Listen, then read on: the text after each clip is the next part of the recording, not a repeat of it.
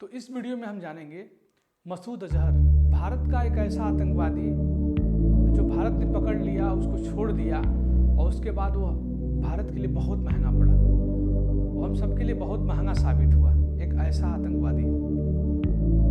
अब सीधा सीधा समझ लीजिए कि मसूद अजहर क्या था, उसको मैं आगे बताता हूँ कि आखिर उसकी शिक्षा कैसे हुई, क्या हुआ।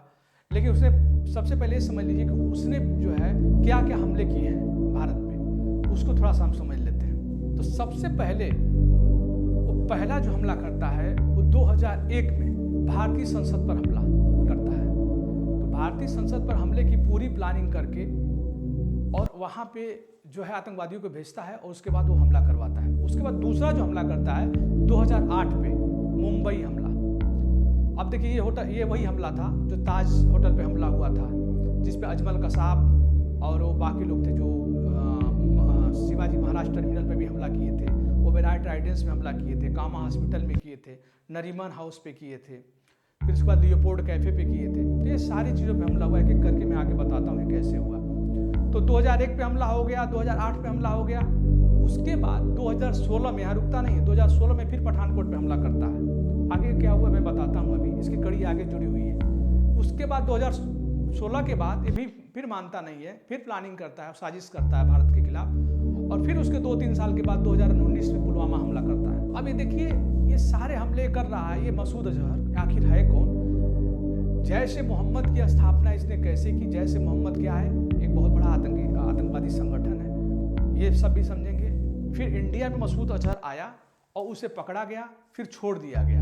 आखिर कैसे, क्यों छोड़ दिया गया था आखिर? और दूसरी बात यह है कि इंडिया आखिर करने क्या आया था, क्या उसका मकसद क्या था?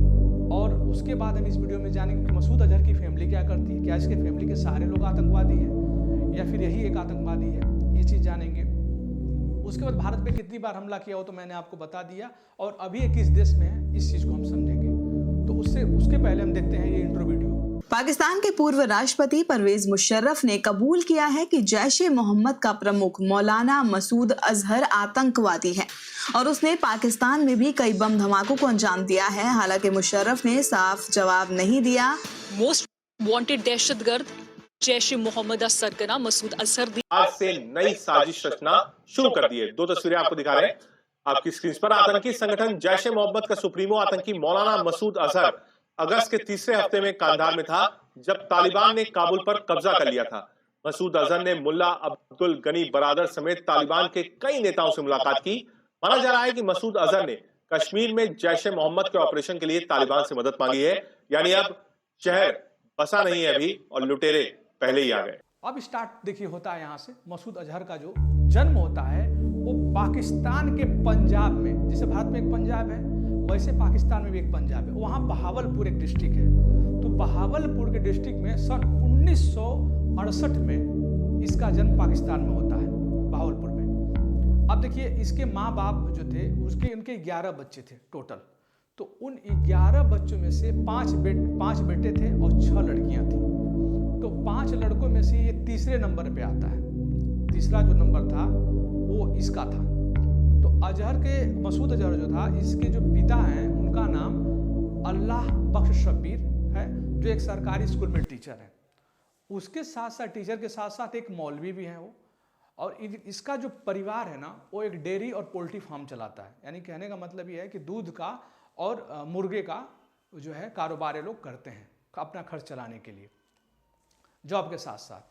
अब देखिए ये क्या करता है कि इसने कक्षा 8 में मुख्य धारा के स्कूल को छोड़ करके ये जामिया उल इस्लामिया स्कूल में शामिल हो गया और वहाँ पर उसने 1989 में एक आलिम के रूप में स्नातक की उपाधि प्राप्त की। और जैसे ही इसने स्नातक किया तो वहाँ पे पाकिस्तान के सरकार ने इसको एक शिक्षक बना दिया। तो शिक्षक बनने के बाद वहाँ एक मदरसा हरकत उल अंसार था, उसमें ये शामिल हो गया। जैसे उसमें शामिल हो गया तो उसमें देखिए अफगानिस्तान के जिहाद प्रशिक्षण के लिए नामांकन होने के बाद इसको जो है क्या नाम, मसूद अजहर को उसके दायरे में ले लिया गया था। अब उसके बाद में ही उसके थोड़े दिन के बाद ही कि मसूद अजहर को हरकत उल अंसार का महासचिव बना दिया गया। अब देखिए यहीं से कहानी शुरू होती है। अब इसकी मेन जो कहानी शुरू होती है वो मसूद अजहर की यहीं से शुरू होती है गया।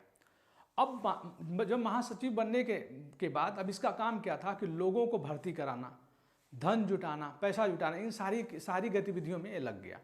तो ये सारी चीज़ों को मतलब पाने के लिए, सारे मतलब पैसे पाने के लिए और लोगों को जुटाने के लिए और लोगों को ज्ञान देने के लिए ये क्या किया कि मतलब एक तरीके से अंतर्राष्ट्रीय स्तर पे अपनी यात्रा भी की और लोगों को जागरूक रखा जो आतंकवादी गतिविधियों में इंटरेस्ट लेते थे।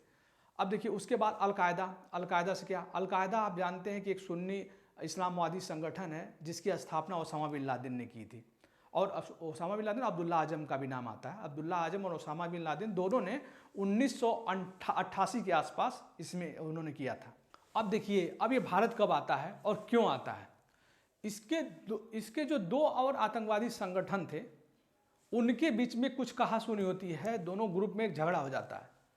तो उन दोनों ग्रुप में किसी बात को लेकर जो झगड़ा होता है उसको सुलझाने के लिए ये भारत में कदम रखता है। तो कैसे रखता है उसको समझिए। 1994 में दो चीज़ थी, एक हरकत उल जिहाद अल इस्लामी था और एक हरकत उल मुजाहिदीन था। ये दो संगठन थे आतंकवादी। तो इन दोनों के बीच में जो रिश्ते थे वो खराब हो गए। जब इनके रिश्ते खराब होते हैं तो उसको सुधारने के लिए भारत आता है। भारत कहाँ आता है? भारत के श्रीनगर में आता है। तो जैसे भारत के श्रीनगर में ये आता है तो उसे आतंकवादी गतिविधियों की तरह को देख करके, उसकी जो गतिविधियाँ थी आतंकवादी थी, तो उसको देख करके भारत की जो फोर्स होती है वो इसको गिरफ्तार कर लेती है और गिरफ्तार करने के बाद उसको जेल में डाल देती है। अब देखिए अब ये जेल में जाता है, उसके बाद इसका जो ग्रुप होता है, जो इसके सरगना होते हैं, जो इसकी टीम होती है और जो इसका आतंकवादी संगठन होता है, चुप बैठता नहीं है। उसके बाद ये प्लानिंग करते हैं, वहाँ पे प्लानिंग करते हैं कि आखिर इसको कैसे छुड़ाना है मसूद अजहर को।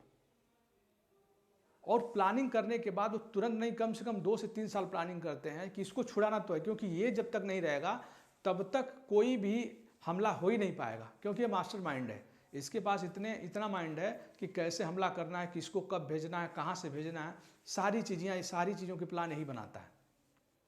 तो इसको छुड़ाने के लिए सारे लोग जुट जाते हैं।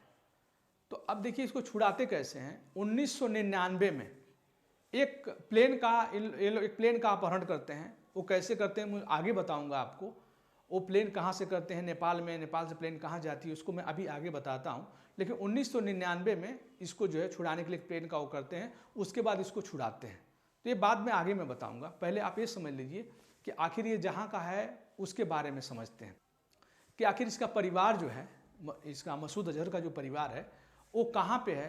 क्या पाकिस्तान बार बार बोलता है कि मैं नहीं जानता हूँ कि वो क्या करता है मसूद अजहर और उसकी गतिविधियाँ क्या हैं उसके बारे में। तो थोड़ा सा पाकिस्तान की सरकार के बारे में और इसका जहाँ पे ये आतंकवादी गतिविधियाँ होती हैं उसके बीच में कितनी दूरियाँ हैं और क्या रिश्ते हैं, थोड़ा उसको समझते हैं। कि पाकिस्तान जो बोलता है कि हमें नहीं पता है कि मसूद अजहर क्या करता है, कैसे मदरसा चलाता है और कैसे लोगों को आतंकवादी बनाता है, वह बोलता है पाकिस्तान की हमको नहीं पता है। लेकिन थोड़ा सा मैं बताता हूँ, वैसे आप समझ जाएंगे कि आखिर पाकिस्तान किस तरीके से इसको सपोर्ट करता है भारत के खिलाफ आक्रमण करने के लिए, भारत के खिलाफ हमला करने के लिए। आप उसको थोड़ा सा समझिए। देखिए थोड़ा सा अब इसका घर, इसका मदरसा कहाँ है, कैसे ये काम करता है उसको मैं बताता हूँ। अब देखिए लोगों के सबके मन में ये आता है कि मसूद अजहर आखिर लोगों को ट्रेनिंग कैसे देता है, लोगों को आतंकवादी कैसे बनाता है। क्या पाकिस्तान सरकार इस चीज़ को नहीं जानती है? तो 200% मैं बोलता हूँ कि पाकिस्तान सरकार जानती नहीं बल्कि इसको पनाह देती है इस चीज़ को लेके। मैं अभी बताता हूँ आपको सारी चीज़ें एक एक करके। यदि बहावलपुर में जहाँ पे इसका घर है उसके नेशनल हाईवे पे आप चलते हैं, नेशनल हाईवे 5 है वहाँ पे, NH5, वहाँ पे चलते हैं तो आपको ये मुश्किल, मतलब आपको पता करना ज़रा भी मुश्किल नहीं होगा कि भारत का मोस्ट वांटेड आतंकवादी यहाँ रहता है। और NH5 जो नेशनल हाईवे 5 है वहाँ पे एक सरकी चौक है, एक जगह का नाम है, जहाँ पर पाकिस्तान की सरकार ने लोगों के लिए F-6 जो फाइटर प्लेन होता है वो आम जनता को देखने के लिए रखा है। वहाँ पे आम जनता को देखने के लिए वहाँ पे एक रखा हुआ है F-6 फाइटर प्लेन।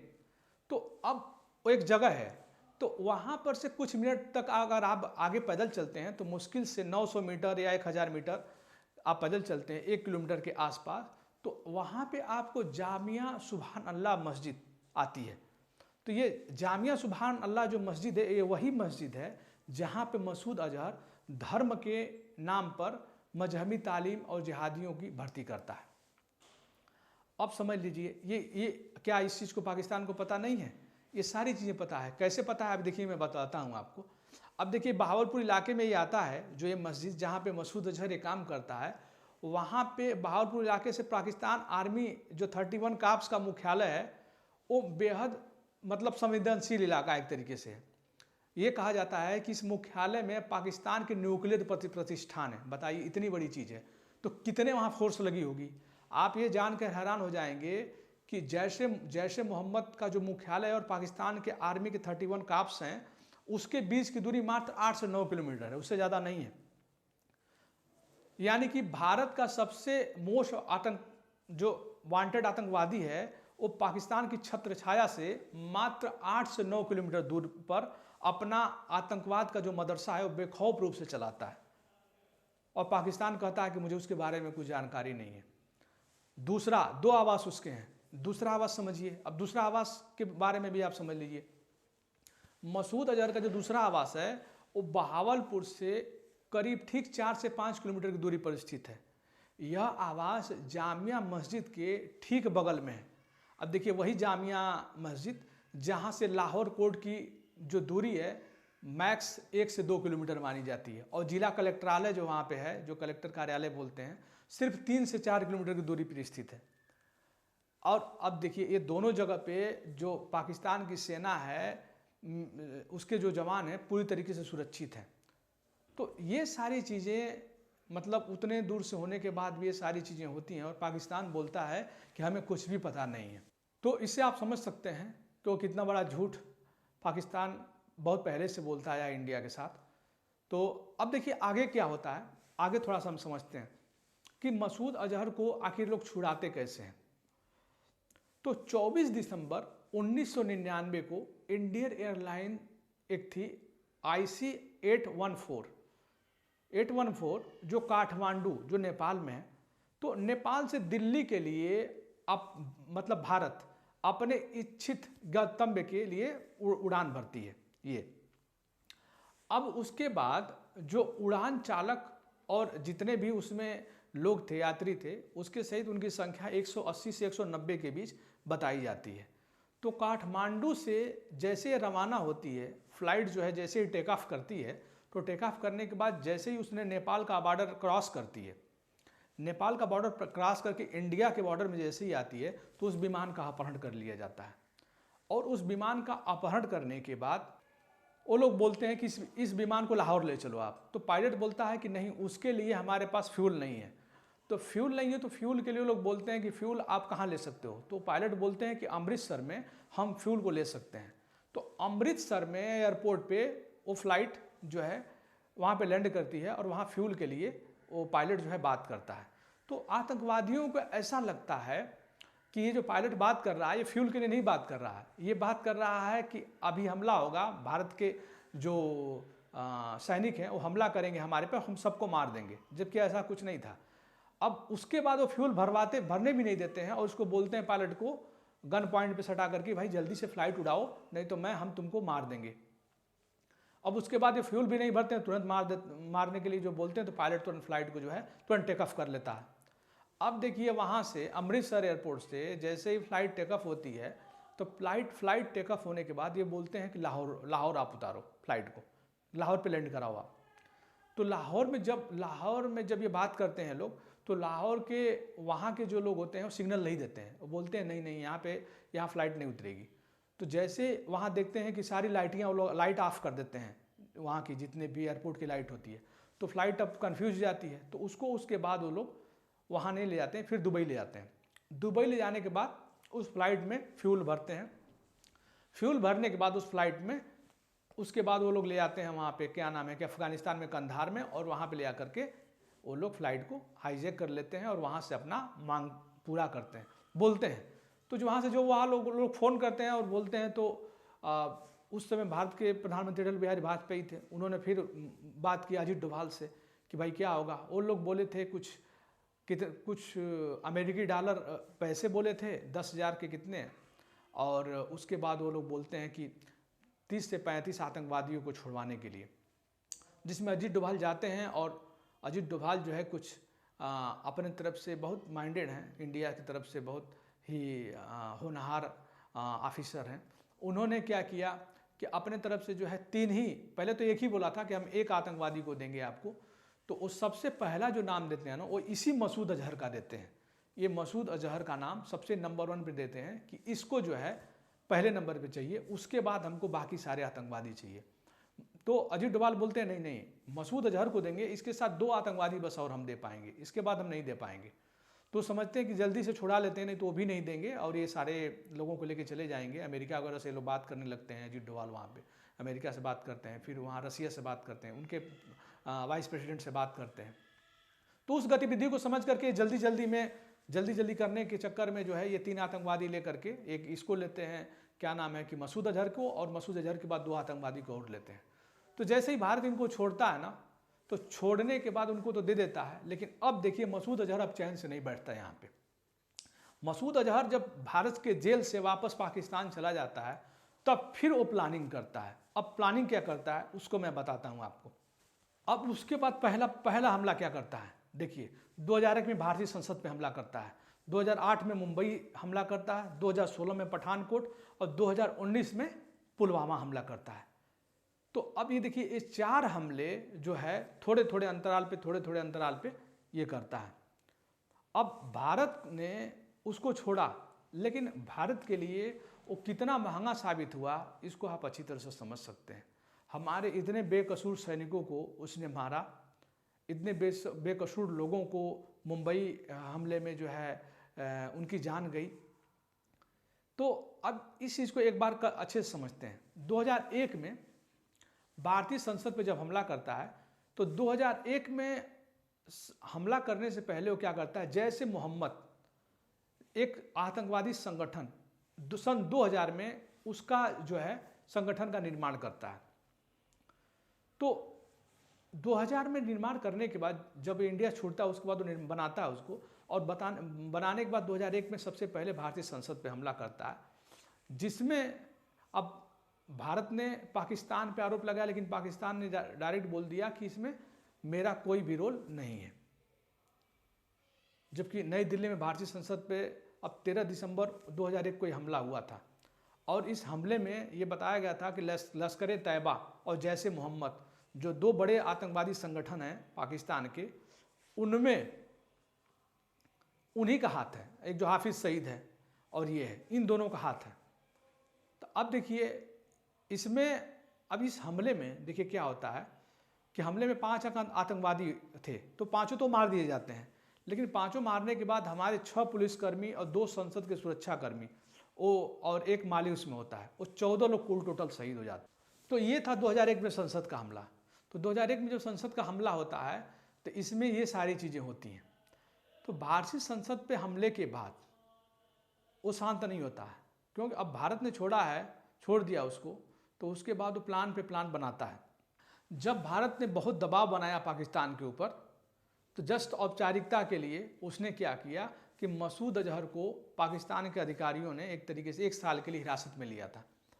लेकिन कभी भी एक तरीके से औपचारिक रूप से ये आरोपित नहीं किया गया था कि मतलब लाहौर का जो उच्च न्यायालय है उनका, उसने 14 दिसंबर 2002 को नज़रबंदी को समाप्त करने का आदेश दिया था, और उस आदेश में उसने उसको क्या नाम है कि मसूद अजहर को छोड़ दिया। तो जब उसको छोड़ दिया तो उससे भारत बहुत क्रोधित हुआ, और उसके बाद मसूद अजहर को गिरफ्तार नहीं किया गया। अब देखिए दूसरा हमला करता है ना, वो 2008 में मुंबई पे हमला करता है। तो ये आपको ये पता है, ये वही हमला है जो समुद्र के रास्ते से पाकिस्तान अपने आतंकवादियों को भेजता है, और उसमें से 10 से 12 आतंकवादी आते हैं, और हर जगह पे दो आतंकवादी मतलब जाते हैं। जैसे मान लीजिए कि लियोपोल्ड कैफ़े है, वहाँ पे 2 आतंकवादी जाते हैं। छत्रपति शिवाजी महाराज टर्मिनल है, वहाँ पे 2 आतंकवादी जाते हैं, जो एक होता है अजमल कसाब, दूसरा इस्माइल होता है। तो ये दोनों जा करके वहाँ पे आम जनता को जो है कि 47 से जो है मारते हैं। उसके बाद जो है ओबेरा ट्राइडेंस है, वहाँ पे हमला करते हैं, 2 लोग वहाँ पे भी जाते हैं, 2 आतंकवादी फिर कामा हॉस्पिटल में जाते हैं, फिर उसके बाद नरीमन हाउस में भी 2 या 3 आतंकवादी ऐसे जाकर घुसते हैं और मारते हैं। तो ये सारी चीज़ें, ये सारी गतिविधियाँ जो करते हैं, सारे जो हमले करते हैं, उसमें अब समझ लीजिए कि जो हमारे मासूम लोग थे इंडिया के, उसमें 166 लोगों की मौत हुई थी और उसमें 300 से ज़्यादा लोग घायल हो गए थे, जिसमें से बाद में उसमें से कई लोगों की डेथ हो गई थी, जो हमारे लिए बहुत ही दर्दनाक समय था। तो अब देखिए, अब ये बताया जाता है कि ये सारे हमले तो करता है। इसके बाद 2016 को पठानकोट पे हमला करता है। 2016 को पठानकोट में जो हमला होता है वो 2 जनवरी 2016 को सुबह तड़के 3:30 बजे सुबह की बात है, पंजाब के पठानकोट में ये वायुसेना के स्टेशन पे भारी मात्रा में असलहा बारूद से लैस आतंकवादियों ने ये आक्रमण करके और हमला करते हैं ये लोग। तो आतंकवादियों के मुठभेड़ में हमारे 2 जवान शहीद होते हैं और 3 अन्य जो जवान होते हैं वो घायल होते हैं, लेकिन अस्पताल में आते आते दम तोड़ देते हैं। तो ये बात अलग है कि जो भी आतंकवादी थे वो सारे आतंकवादी बाद में मारे जाते हैं, लेकिन बदले में हमारे सैनिक तो, बेकसूर सैनिक तो मारे गए ना। तो उसके बाद देखिए फिर 2019 में रुकता नहीं है। 2019 में पुलवामा हमला करता है।